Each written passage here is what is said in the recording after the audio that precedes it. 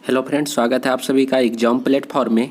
तो आज हम लोग सीटेट जुलाई 2023 जिसमें आज हम लोग प्रीवियस ईयर का पेपर देखेंगे और ये पेपर आपका जो है 19 जनवरी 2023 यानी कि सेकंड पेपर है। इसमें आज हम लोग जो है हिंदी के टोटल 30 क्वेश्चन को क्या करेंगे, कवर करेंगे। तो आज हम लोग हिंदी के टोटल 30 क्वेश्चन देखने वाले हैं। तो सबसे पहले आप लोग एग्जाम प्लेटफॉर्म पे नए हैं तो आप लोग एग्जाम प्लेटफॉर्म को जल्दी से सब्सक्राइब कर लीजिए।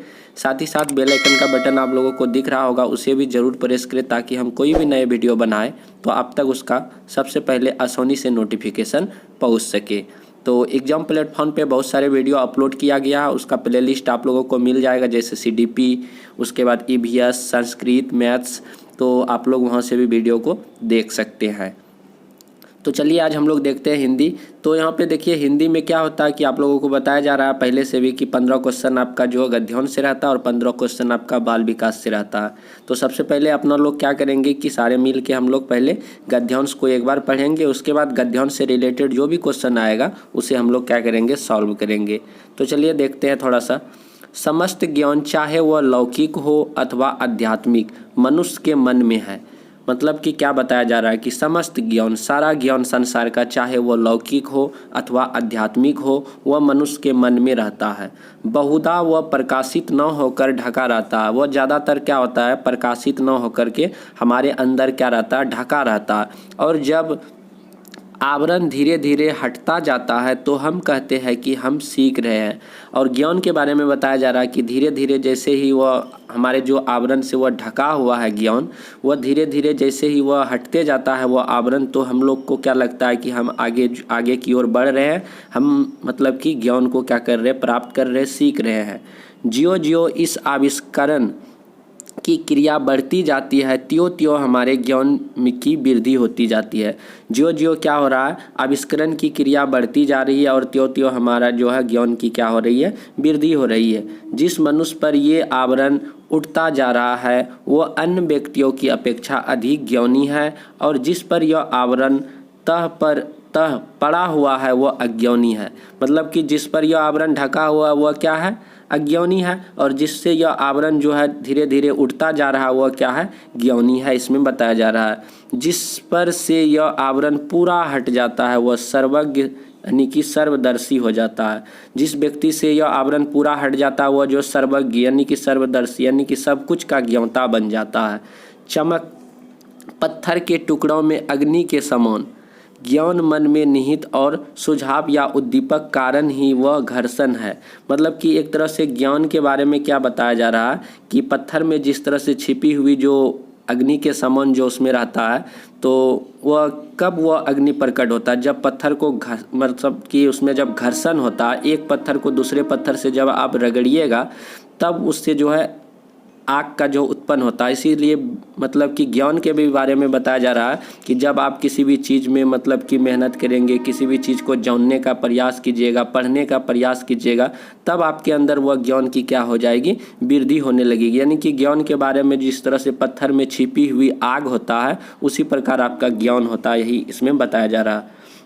उसके बाद जो उससे ज्ञान अग्नि को प्रकाशित कर देता है। सभी ज्ञान और सभी शक्तियाँ भीतर है। हम जिन्हें शक्तियाँ प्रकृति के रहस्य या बल कहते हैं वे सब भीतर है। मनुष्य की आत्मा से ही सारा ज्ञान आता है। जो ज्ञान सनातन काल में मनुष्य के भीतर निहित है उसी को वह बाहर प्रकट करता है, अपने भीतर देख पाता है। तो इस तरह से इसमें जो है ज्ञान के बारे में बताया जा रहा है इस गद्यांश में। तो चलिए देखते हैं इससे रिलेटेड कौन सा क्वेश्चन आता है। तो देखिए फर्स्ट क्वेश्चन आपका क्या है, इसमें पहला क्वेश्चन है गद्यांश के अनुसार समस्त शक्तियाँ। आपको बताना है कि गद्यांश के अनुसार जो है समस्त शक्तियाँ, जैसे पहला है अत्यंत बलशाली है, अत्यंत रहस्यमय है, उद्दीपित होती है, मनुष्य के भीतर है। तो अभी आप लोग गद्यांश में क्या पढ़े थे, मतलब कि जो सारी जो शक्तियाँ होती है, सारी जो ज्ञान होती है वह कहाँ रहती है, मनुष्य के भीतर है। कहाँ पे है, मनुष्य के भीतर है। तो इसका राइट आंसर ऑप्शन नंबर 4 हो जाएगा। उसके बाद अगले क्वेश्चन की तरफ बढ़ते हम लोग। सीखने का क्या अर्थ है। तो अभी अपना लोग गद्यांश में तुरंत देखे थे कि सीखने का क्या अर्थ है। तो चलिए पहला ऑप्शन क्या है, भीतर विद्यमान ज्ञान का उद्घाटित होना, स्कूल में विविध विषयों का ज्ञानार्जन, मनुष्य का आध्यात्मिक होते जाना, बहुत अधिक ज्ञान प्राप्त करना। तो आप लोग जो गद्यांश के अनुसार इस क्वेश्चन का जो आंसर देंगे तो इसमें जो है भीतर विद्वान ज्ञान को उद्घटित होना, मतलब कि सीखने का अर्थ जब आपके अंदर जो विद्यमान जो चीज़ें हैं उसको जब आपके अंदर जो वह चीज़ जब बाहर होने लगता है, काफ़ी ज़्यादा विकसित होने लगता है, वही आपका क्या हो गया। आप कहने का मतलब कि आप ज्ञान को सीख रहे हैं, चीज़ों को सीख रहे हैं, जो आपके अंदर जो विद्वान है उस चीज़ का बाहर निकलना, वही आपका क्या होता है, सीखने का अर्थ यहाँ पर बताया जा रहा है। उसके बाद अगला क्या है, अज्ञानी वह व्यक्ति है। तो अभी गद्यांश में क्या पढ़े थे कि ज्ञानी व्यक्ति जिसका जो है धीरे धीरे जो आवरण हटते जाता है वह ज्ञानी कहलाता है, जिसका आवरण जो है नहीं हटता है वह अज्ञानी कहलाता है, जिसका जो है सारा मतलब कि तुरंत हट जाता है आवरण तो वह हो गया सर्वज्ञ व्यक्ति। तो देखिए अज्ञानी वह व्यक्ति है जिसे अपने भीतर छिपी शक्तियों पर अहंकार है, जिसे अपने भीतर छिपे ज्ञान का आभास न हो, जिसने विविध विषयों का अध्ययन न किया हो, जिस पर अहंकार का आवरण चढ़ा हो। अहंकार वाली बात तो हम लोग गद्यांश में भी पढ़े ही नहीं है। तो देखिए अज्ञानी व्यक्ति क्या है, वह व्यक्ति जिसके अपने अंदर जो छिपी हुई ज्ञान है उसको आभास इस बात का नहीं है कि हमें मेरे अंदर जो छिपी हुई एक ज्ञान भी है, उस व्यक्ति को यदि वह आभास नहीं हो रहा तो वही व्यक्ति एक प्रकार का आपका क्या है, अज्ञानी है। यानी कि ऑप्शन नंबर 2, यदि आपके अंदर ज्ञान है, छिपी हुई ज्ञान है, यदि आपको आभास नहीं हो रहा इस बात का तो आप लोगों यह क्या है, अज्ञान के समान है। तो इस तरह से आपका राइट आंसर क्या हो जाएगा, ऑप्शन नंबर 2। तो छिपी हुई जो ज्ञान है, जो शक्तियां हैं, उससे जो है आदमी को समझना पड़ेगा, उस चीज़ों को पहचानना पड़ेगा, तभी वह ज्ञानी कहलाएगा। उसके बाद अगला क्या है, मन में निहित ज्ञान की तुलना की गई है। जो मन में समाहित यानी कि निहित जो ज्ञान है उसकी तुलना जो है किससे की गई है। अभी तुरंत आपको पत्थर वाली बात पढ़ाया गया था कि पत्थर में जो एक छिपी हुई जो आग होती है वह जो है आग जो है छिपी हुई रहती है, तो वह प्रकट कब होती है, जब पत्थर को आप मतलब कि उसका घर्षण करेंगे, उसको रगड़ेंगे, तब वह जो है बाहर निकलता है। तो मन में निहित ज्ञान भी उसी के समान है, किसके समान, पत्थर में छिपी अग्नि तत्व से। तो इसका राइट आंसर क्या हो जाएगा, पत्थर में छिपे अग्नि तत्व के समान हमारे मन में भी छिपी हुई क्या है, वह ज्ञान है। तो सेम अन्य की हो गया, मन में छिपी हुई, मन में निहित ज्ञान और पत्थर में छिपी हुई अग्नि सेम चीज़ है। तो इसका तुलना भी किया गया, ऑप्शन नंबर 2 बिल्कुल राइट आंसर हो जाएगा। उसके बाद है गद्यांश के अनुसार यहाँ पर जो है यह वांछनीय है कि मनुष्य। तो आपको बताना है कि गद्यांश के अनुसार यह वांछनीय है कि मनुष्य, ऑप्शन पहला है, अपने भीतर छिपे आवरणों को हटाए, अपने जीवन में ज्ञान व शक्ति का प्रकाश लाए, अपने भीतर छिपे ज्ञान व शक्तियों को पहचान करे, अपने जीवन को आध्यात्मिक पथ पर ले जाए। तो आध्यात्मिक वाला भी बात इसमें भी नहीं आया था, लेकिन जो गद्यांश के अनुसार वांछनीय मनुष्य क्या होगा, अपने भीतर छिपे हुए ज्ञान व शक्तियों का क्या पहचान करे, वही व्यक्ति तो ज्ञानी कहलाएगा। अपने भीतर छिपे हुए ज्ञान और जो शक्ति है उसको पहचान करना, यह एक मनुष्य की वांछनीय लक्षण होती है। तो ऑप्शन नंबर 3 बिल्कुल राइट आंसर है। चलिए उसके बाद अगले क्वेश्चन हम लोग देखते हैं, ज्ञान कहाँ से आता है। आपको बताना है कि ज्ञान कहाँ से आता है, किताबों से, स्वास्थ्य से, आत्मा से, सीखने से। तो ज्ञान जो है इसमें आप लोग दो ऑप्शन पे जाएंगे, एक तो आत्मा से, एक सीखने से। तो किताबों से तो इसमें जिक्र नहीं है, स्वास्थ्य से जिक्र नहीं है, तो ज्ञान कहाँ से आता है। ज्ञान जो हर एक व्यक्ति के जो आत्मा में समाहित रहता है, वही आत्मा से ज्ञान आता है। तो ऑप्शन नंबर कितना हो जाएगा, तो 3 इसमें बिल्कुल राइट आंसर हो जाएगा। ज्ञान कहाँ से आता है, तो आत्मा से आता है, तो आत्मा आपका राइट आंसर हो जाएगा। ज्ञान अग्नि का संधि विच्छेद कीजिए। आपको बताना है कि ज्ञान अग्नि का सही संधि विच्छेद क्या होगा। ज्ञान प्लस अग्नि, मतलब कि इसमें बताइए कि ज्ञान प्लस अग्नि कौन सा आपका जो सही हो जाएगा।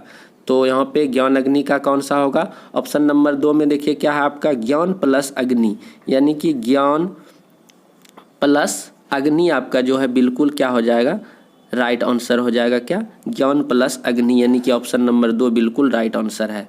तो चलिए उसके बाद बढ़ते हैं हम लोग अगले सवाल की तरफ। तो आपका जो 3 या 4 क्वेश्चन आपका जो है यानी कि ग्रामर पर्सन से यानी कि व्याकरण से भी रहता, बहुत ही ईजी रहता, आप लोग इजीली उसे कर सकते हैं। समूह से भिन्न शब्द है, तो यहाँ पे 4 ऑप्शन है आपके पास, तो इन चारों में आपको बताना हो कि अलग कौन है, डिफरेंट कौन है। जैसे उद्दीपक है, लौकिक है, आध्यात्मिक है, प्राकृतिक है। तो इसमें देखिए आपका लौकिक, आध्यात्मिक, प्राकृतिक, यानी कि 2, 3, 4 ये तीनों जो है आपका एक तरह से क्या है, विशेषण वर्ड है। क्या है?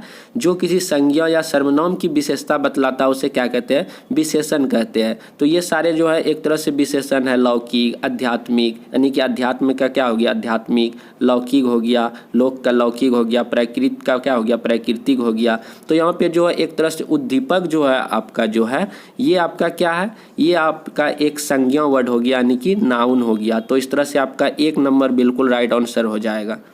उसके बाद सर्वज्ञ से अभिप्राय है, यानी कि सर्वज्ञ क्या आप लोग गद्यांश में पढ़े थे कि जिसका जो है मतलब कि यहाँ पे देखिए कहाँ पे होगा कि आवरण जो है, आवरण वाली बात कहाँ पे है? जिस पर यह आवरण तह पर तह पड़ा हुआ है वह क्या? अज्ञानी है। जिससे यह आवरण पूरा हट जाता है वह सर्वज्ञ यानी कि सर्वदर्शी हो जाता है। क्या बोल रहा है? जिस पर से यह आवरण पूरा हट जाता है वह सर्वज्ञ या सर्वदर्शी कहलाता है। यानी कि सर्वज्ञ क्या हो गया? जो सब कुछ जानता है, जो सब कुछ जानता है, यानी कि ऑप्शन नंबर 1 बिल्कुल राइट आंसर हो जाएगा। और सारे भी ऑप्शन आप पढ़ सकते हैं। जो सबको ज्ञान देता है, ये नहीं होगा। जो सारी कलाएं जानता है, जो सार्वजनिक ज्ञान प्राप्त हो, ये सारे उसी के अंतर्गत आ जाता है। जो सब कुछ जानता है यानी कि वह सर्वज्ञ कहलाता है। ऑप्शन नंबर 1 बिल्कुल राइट आंसर हो जाएगा। तो उसके बाद चलिए अगले सवाल की तरफ। तो देखिए यहाँ से जो आपका सेकेंड गद्यांश से शुरू होता है, जो कि कविता का जो किसी भी एक अंश को दे दिया जाता है, उसे आप लोग पढ़ के और सारे जो क्वेश्चन इससे रिलेटेड रहेंगे उसको आप लोगों को हल करना पड़ेगा। जैसे क्या है? रोमांचित सी लगती वसुधा आई जौ गेहूं में बाली, अरहर सनई की सोन की किंकिनियाँ है शोभा वाली। मतलब कि रोमांचित सी लगती है वसुधा। वसुधा मतलब क्या होता है? धरती। धरती जो है एक तरह से काफ़ी ज़्यादा मतलब कि मनोहर जो दृश्य होती है, रोमांचित जो दृश्य होती है उस तरह से लगता है। कब? आई जौ, इसका भावार्थ क्या हो गया? आई जौ गेहूं में बाली, मतलब कि जब गेहूं और जौ में जब बाली आने लगती है। अरहर सनई की सोन की किंकिनियाँ है शोभा वाली, मतलब हो गया क्या? अरहर सनई जो होते हैं, ये दाल जो होते हैं, इसका जो है मतलब कि बताया जा रहा है कभी क्या? अरहर सनई की सोन की किंकिनियाँ है शोभा वाली। किंकिनियाँ क्या होता है? एक तरह से घुंघरू हो जाता है, छोटा घुंघरू या छोटा घंटी। जो अरहर की दालें होती है जब उसमें फली आने लग जाती है, पक जाती है, जब उसके बीच जब हवा चलने लगती है तो उसमें जो है एक दूसरे के बीच काफ़ी ज़्यादा उसमें आवाज़ आप लोगों को मधुर ध्वनि सुनाई पड़ता होगा, जो कि एक घंटी के समान, मतलब कि जो छोटे छोटे जो घंटी बजते हैं ना, उसी के जैसे आप लोगों को सुनने में लगेगा। अरहर सनई की सोन की किंकिनियाँ है शोभा वाली। उसके बाद अगला देखिए क्या? उड़ती भीनी तैलाक्त गंध फूली सरसों पीली पीली। तो इसमें क्या बताया जा रहा है कि उड़ती भीनी तैलाक्त गंध और फूली सरसों पीली पीली। जब सरसों जो है पीले पीले मतलब कि उसमें फूल आ जाते हैं, वो फलने लगते हैं, तब उससे जो एक तरह से सुगंध आने लगता है। किस प्रकार का? तेलहन, मतलब कि सरसों से हम लोग क्या करते हैं? तेल प्राप्त करते हैं। उससे जो क्या होता है, हवा में जो वो एक प्रकार का सुगंध आने लगता है, तेल युक्त सुगंध। जो हरित धरा से झकी रहे झांक रही नीलम की कली तीसी नीली। और पृथ्वी पर, धरती पर जो मतलब कि नीलम की, तीसी की जो छोटी छोटी जो फूलें जब मतलब कि आने लगती है पीली पीली, तो इससे जो है काफ़ी ज़्यादा जो है पृथ्वी रोमांचित मतलब कि दिखती है, काफ़ी ज़्यादा दृश्य मतलब कि मनोहर बन जाती है। तो इस तरह से यहाँ पे जो इसका जो है एक तरह से भावार्थ था। आई जौ गेहूं में बाली, अरहर सनई की सोन की किंकिनियाँ है शोभा वाली। उड़ती भीनी तैलाक्त गंध उसके बाद फूली सरसों पीली पीली। जो हरित धरा से झांक रही नीलम की कली तीसी नीली। उसके बाद देखिए किंकिनिया शब्द का क्या अर्थ है? अभी आप लोगों को बताए थे किंकिनिया क्या होता है? एक छोटी सी घंटी होती है या घुंघरू होती है। तो ऑप्शन नंबर 2 बिल्कुल राइट आंसर है, छोटी या छोटा घुंघरू। तो थोड़ा सा समय लगेगा आप लोगों को, क्योंकि थोड़ा सा इसमें बताया जा रहा है, तो इसलिए तो आप लोग को ये इन सारे बातों को निगलेक्ट करना है और साथ ही साथ आप लोगों को देखना भी है। चलिए, तेल जैसी गंध का कारण क्या है? तेल जैसी गंध मतलब कि तेल का जो, तेल के समान जो गंध आ रहा था उसका क्या कारण है? तेल का बहना, तेल का दिया जलना, सरसों का फूलना, सरसों का तेल निकालना। तो इसमें देखिए जब सरसों फूलने लगते हैं, उसमें जो पीली पीली जो उसमें जो फूल आने लगती है, तो उससे हवा में क्या होता है? एक तेल जैसी गंध आने लगती है। तो सरसों का फूलना ऑप्शन नंबर 3 बिल्कुल राइट आंसर है। तो एक बार अच्छे से हम लोग गद्यांश को देख लिए तो देखिए क्वेश्चन कितना अच्छा से बन रहा है। उसके बाद देखिए कविता के आधार पर कहा जा सकता है कि फसल अभी कच्ची है, फसल पक गई है, धरती नीली हो गई है, धरती पीली हो गई है। तो कविता के आधार पे आपको बताना है कि फसल इसमें क्या अभी कच्चा है। तो अभी सारे जो इसमें गद्यांश में जो बताया गया है कि जब सरसों फूलने लगते हैं तो उसमें तेल जैसी गंध आने लगती है, और तीसी का जो वो नीला नीला फूल आ गया है, गेहूँ में बाली आ गया है, तो कहीं ना कहीं जो है इसमें फसल एक तरह से पक गया है। तो इसमें क्या हो जाएगा, फसल पक गई है। तो ऑप्शन नंबर 2 बिल्कुल राइट आंसर है, फसल क्या हो गया, पक गया है।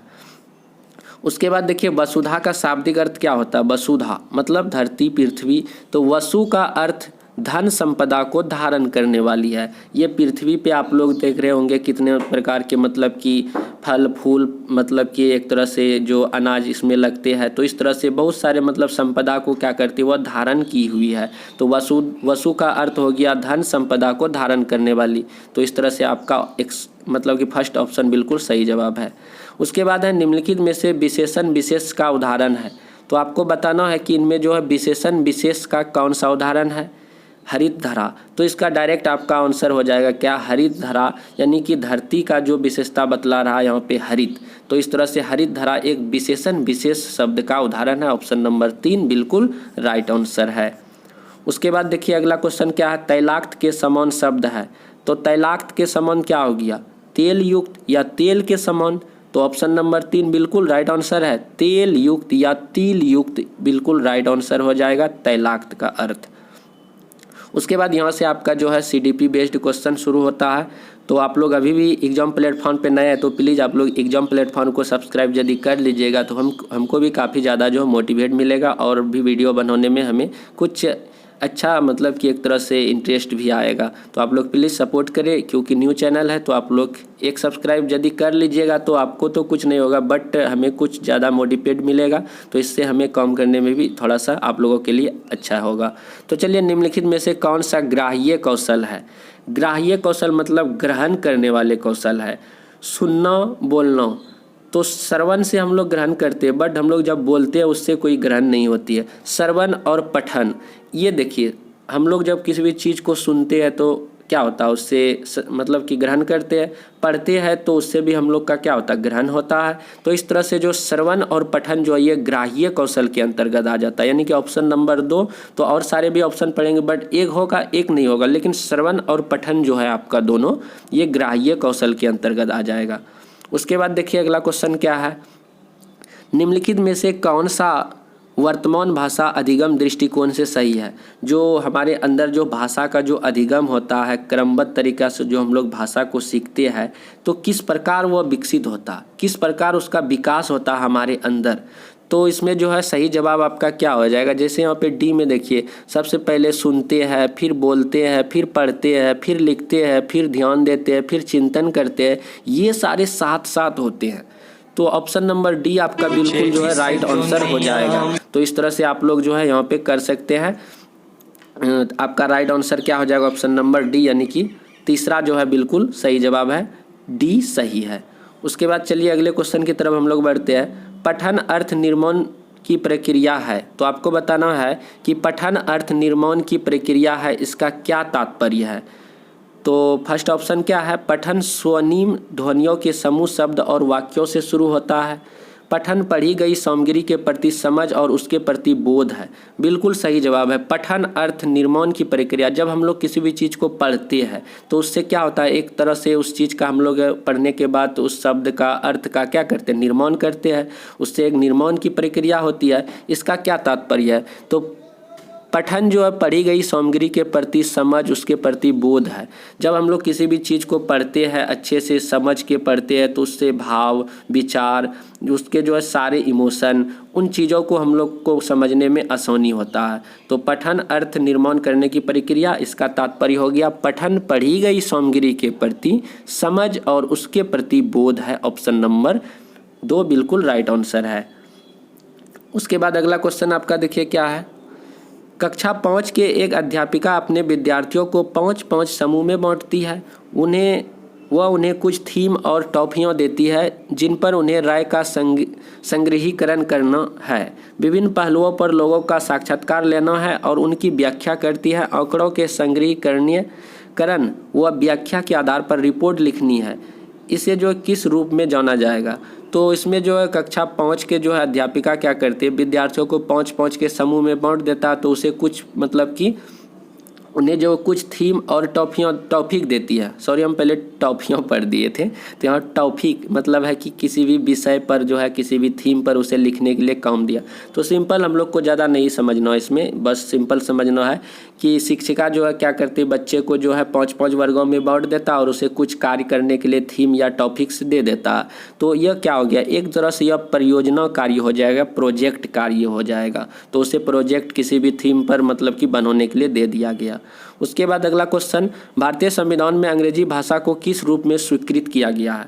जो भारतीय संविधान है इसमें जो है अंग्रेजी भाषा को किस रूप में देखा जाता है। तो अंग्रेजी भाषा का क्या भारतीय संविधान में कोई जगह नहीं है, तो है। इसको जो है सह कार्यालयी भाषा, मतलब कि एक तरह से ऑफिस में सबसे ज़्यादा जो है इंग्लिश में ही मतलब कि टॉकिंग वगैरह जो है बातचीत किया जाता है। इस तरह से सह कार्यालयी भाषा के अंतर्गत इसे देखा जाता है, किसको, अंग्रेजी को। उसके बाद अगला है आपका, निम्नलिखित में से कौन सा पठन के समय का कार्य है। तो निम्नलिखित में से कौन सा जो है पठन के समय का कार्य है आपको बताना है। तो पहला आपका, समूची कक्षा की गतिविधियों के रूप में अध्यापक शिक्षार्थियों के साथ पठन से पहले पाठ सामग्रियों के मुख्य बिंदु पर चर्चा करें। उसके बाद देखिए क्या है, शिक्षार्थी से कहा जाता है कि वे कहानी में आए किसी एक पात्र के रूप में स्वयं को मौने और अपने अनुभव को डायरी में लिखे। ये तो उतना अच्छा आपका सटीक नहीं बैठता है। उसके बाद देखिए, अध्यापक घर में पाठ सामग्री का मौन पठन करता है और उसी पाठ सामग्री को कक्षा में पढ़ाने के लिए तैयारी के साथ आता। ऐसा भी कोई जरूरी नहीं है ऐसा करे। कक्षा को 4-4 के समूह में विभाजित किया जाता और बारी बारी से पठन सामग्री का पठन किया जाता है। अध्यापक बच्चों के पाठ सामग्री को समझने के लिए डिकोडिंग में सुगमता प्रदान करता है। ये बिल्कुल सही जवाब है कि निम्नलिखित में से पठन के समय का कार्य, जब किसी भी चीज़ को पढ़ने के लिए दिया जाए तो इसमें कक्षा में सबसे अच्छा इसका जो है इस्तेमाल किस प्रकार होगा, जब उसको 4-4 के समूह में विभाजित कर दिया जाएगा और सारे बच्चे को बारी बारी से पढ़ने के लिए कहा जाएगा। तो इससे जो है और शब्दों को जो है अलग अलग उससे डिकोडिंग मतलब कि छटनी करने के लिए कहा जाए, या किस प्रकार का शब्द है, इसका क्या अर्थ हुआ, तो ये ज़्यादा सुगमता होगा बच्चे में पठन की क्रिया और कौशल का विकास करने के लिए। अगला क्वेश्चन है आपका, भाषा क्या है। आपको बताना कि भाषा क्या है। व्यवस्थाओं की व्यवस्था, ये बिल्कुल सही जवाब है। भाषा जो है, और सारे भी ऑप्शन आप लोग पढ़ लेंगे, यहाँ पे सामाजिक संस्था, एक वैज्ञानिक व्यवस्था, व्याकरणिक व्यवस्था है, बट आपका भाषा जो है एक व्यवस्थाओं की व्यवस्था है। तो इस तरह से जो आपका राइट आंसर ऑप्शन नंबर 1 बिल्कुल सही जवाब है। उसके बाद देखिए, रूप फॉर्म आधारित उपागम के माध्यम से भाषा के व्याकरणिक पहलुओं का अध्यापन क्या अर्जित करता है। तो आपको बताना है कि रूप फॉर्म आधारित उपागम के माध्यम से भाषा व्याकरणिक पहलुओं का अध्यापन क्या अर्जित करता है। तो ये जो है घोषणात्मक ज्ञान को अर्जित करता है। इसका बिल्कुल राइट जवाब हो जाएगा क्या, घोषणात्मक ज्ञान। उसके बाद अगला है आपका, निम्नलिखित में से कौन सा आकलन के उद्देश्य के बारे में सही है। तो आपको बताना, आकलन, किसी भी चीज़, आकलन का क्या अर्थ हो जाता है, किसी भी चीज़ को जांचना, क्या कितना सही है, कितना गलत है, क्या सीखा क्या नहीं सीखा, उससे आकलन से हम लोगों को पता चलता। तो उनका उद्देश्य क्या होता है, आकलन किसी भी चीज़ का करने का क्या उद्देश्य है वही बताना है। जैसे फर्स्ट है, आकलन शिक्षार्थियों को यह सूचित करने के लिए किया जाता है कि उसने क्या सीखा। बिल्कुल सही जवाब है, इसका एक उद्देश्य यह भी है। आकलन यह जानने के लिए किया जाता है कि विद्यार्थी ने क्या सीखा। तो बिल्कुल सही जवाब। सारे में एक मतलब कि 2 ही ऑप्शन लेना है। यहाँ पे कोट पे है, मतलब कि कूट वाला सवाल है। तो इस तरह से ए और बी आपका बिल्कुल राइट जवाब है। यानी कि आकलन शिक्षार्थियों को यह सूचित के लिए किया जाता है कि उसने क्या सीखा और क्या नहीं सीखा। तो ये आकलन का उद्देश्य होता है। तो ए और बी यानी कि ऑप्शन नंबर 2 बिल्कुल सही जवाब है। उसके बाद अगला क्वेश्चन आपका है, राष्ट्रीय शिक्षा नीति 2020 शास्त्रीय भाषाओं के अध्ययन को किस रूप में अनुशंसित करती है। तो जो राष्ट्रीय शिक्षा नीति 2020 है तो शास्त्रीय भाषाओं के बारे में क्या बताती है। तो ये जो है माध्यमिक चरण में जो एक अतिरिक्त विकल्प के रूप में इसे बताया जाता है कि यह शास्त्रीय भाषाओं का अध्ययन करना जरूरी है। तो माध्यमिक चरण में जब मतलब कि एक अतिरिक्त विकल्प के रूप में जो है शास्त्रीय भाषाओं के बारे में अनुशंसा की गई है। किसमें, किसके द्वारा, राष्ट्रीय शिक्षा नीति 2020 के द्वारा क्या बताया जाता है कि जो माध्यमिक चरण की जो होता है उसमें जो हम लोग अधिगम करते हैं भाषाओं का, तो उसमें जो है एक अतिरिक्त रूप में हम लोग जो है शास्त्रीय भाषाओं का भी हम लोग अध्ययन करेंगे। उसके बाद अगला है आपका, निम्नलिखित में से कौन सा कथन प्रभावशाली तरीकों से व्याकरण शिक्षण के बारे में सही नहीं है। तो आपको बताना है कि व्याकरण शिक्षण के क्रम में जो कौन सा प्रभावशाली कथन नहीं है। जैसे फर्स्ट है आपका, परमौनिक संप्रेषण के माध्यम से रूप विधान नियम प्रस्तुत करना। उसके बाद है संदर्भ में व्याकरण के प्रासंगिक नियम बताना। उसके बाद है जीवन की वास्तविक संप्रेषण स्थितियों को आधार बनाकर रूप विधा का अभ्यास करवाना। व्याकरण को उसके नियम कंठस्थ करके वह ड्रिल द्वारा सिखाना। देखिए कौन सा नहीं है, कभी भी कंठस्थ करवाना, याद करवाना, ये ऑप्शन आपका नहीं चलता है। और ड्रिल करवाना, बार बार उस चीज़ का प्रैक्टिस करवाना, ये भी जो है सटीक सवाल का जो है जवाब नहीं है। तो इस तरह का जब भी आप लोगों को ऑप्शन दिखे तो वह गलत ही होता। तो नहीं में पूछा जा रहा, तो नहीं का आंसर भी आपका नहीं में होगा। तो व्याकरण को उसके नियम कंठस्थ करके, जो व्याकरण के जो नियम होते हैं उस चीज़ को जो है कभी भी कंठस्थ नहीं कराना है। उसके बाद अगला है आपका, किसी विद्यार्थी द्वारा कहानी को अपने शब्दों में कहना किस तरह के आकलन में सहायता करता है। किसी भी विद्यार्थी द्वारा जब वह कहानी सुन लेता है, जब वह उस सुनी हुई कहानी को अपने शब्दों में अपने भाव और विचारों के द्वारा जब प्रकट करता है तो यह किस प्रकार के आकलन में सहायता करता है। तो ये जो आपका राइट आंसर, इससे पहले भी इस तरह का पढ़े थे, बोधगम्यता। तो मतलब कि काफ़ी भी ज़्यादा इसमें जो समझ और इस चीज़ को जो है मतलब कि दिखाता है। तो बोधगम्यता ये हो जाएगा बिल्कुल राइट जवाब, क्योंकि बच्चे सुन के फिर अपने शब्दों में यदि कह दिया तो यह क्या हो गया, एक तरह से बोधगम्यता हो गया। उसके बाद अगला है आपका, भाषा सीखने के दौरान विद्यार्थियों द्वारा की गई गलतियां डैश कहलाती है। जब भाषा सीखते हैं, भाषा अधिगम या अर्जन करते हैं, अर्जन तो नहीं, भाषा जब अधिगम करते हैं तो उनमें बच्चे गलती भी करती है। तो वह त्रुटि किस चीज़ को दिखाता? अधिगम में मदद करता है क्या? अधिगम में बाधा पहुंचाता? बाधा नहीं पहुंचाता, ये तो गलत ही हो जाएगा। संशोधन कार्य की बोझ में वृद्धि करता है, ये भी गलत हो जाएगा। नकारात्मक पुनर्वलन में देता है, ये भी गलत हो जाएगा। लेकिन वह जो है एक प्रकार का, जब भाषा अधिगम करते हैं बच्चे, वो बार बार त्रुटि करते हैं तो वह कहीं ना कहीं वह अधिगम को और मतलब कि सिखाने में वह मदद ही करता है। तो इस तरह से ऑप्शन नंबर 1 बिल्कुल आपका क्या हो जाएगा, राइट आंसर हो जाएगा। अधिगम में मदद करता है, क्योंकि गलती करेगा तभी तो बच्चा सीखेगा। तो वह गलती उसके लिए एक तरह से वह मददगार साबित हो जाता है। तो इस तरह से ऑप्शन नंबर 1 बिल्कुल राइट आंसर हो जाएगा। उसके बाद अगला क्वेश्चन है आपका, एक उत्कृष्ट वाचन गतिविधि वह है जिसमें, आपको बताना है कि एक उत्कृष्ट वाचन गतिविधि वह है जिसमें ऑप्शन नंबर 1 है अध्यापक अधिक बोलते हैं, शिक्षार्थी अधिक बोलते हैं। एक उत्कृष्ट वाचन गतिविधि में जो शिक्षार्थी क्या करते हैं, अधिक बोलते हैं। शिक्षार्थी का अधिक बोलने का क्या अर्थ हो गया कि उसमें जो है अधिक बोलने का अर्थ हो गया कि बच्चे जो है बहुत ही अच्छे से सीखते हैं, मतलब कि उसमें सक्रिय रूप से वह भागीदारी है उसमें। तो ऑप्शन नंबर 2 बिल्कुल राइट आंसर हो जाएगा। उसके बाद लास्ट आंसर है आपका, लास्ट क्वेश्चन है आपका, भाषा अर्जन से क्या तात्पर्य है? भाषा की व्याकरण के नियमों का अधिगम, अनौपचारिक स्थितियों में अचेतन रूप से भाषा अधिगम। तो देखिए भाषा अर्जन का तात्पर्य हो गया क्या, अनौपचारिक स्थितियों में, जब मतलब कि ये जरूरी नहीं है कि विद्यालय में ही सीखे, तो अनौपचारिक स्थितियों से अचेतन रूप से भाषा अधिगम, ये ऑप्शन नंबर 2 बिल्कुल राइट आंसर हो जाएगा। तो इस तरह से हम लोग कवर किए। तो आप लोग एग्जाम प्लेटफॉर्म पे नए हैं तो प्लीज़ सब्सक्राइब भी कर लीजिए। तो मिलते हैं हम लोग अगले वीडियो पे। जय हिंद, जय भारत।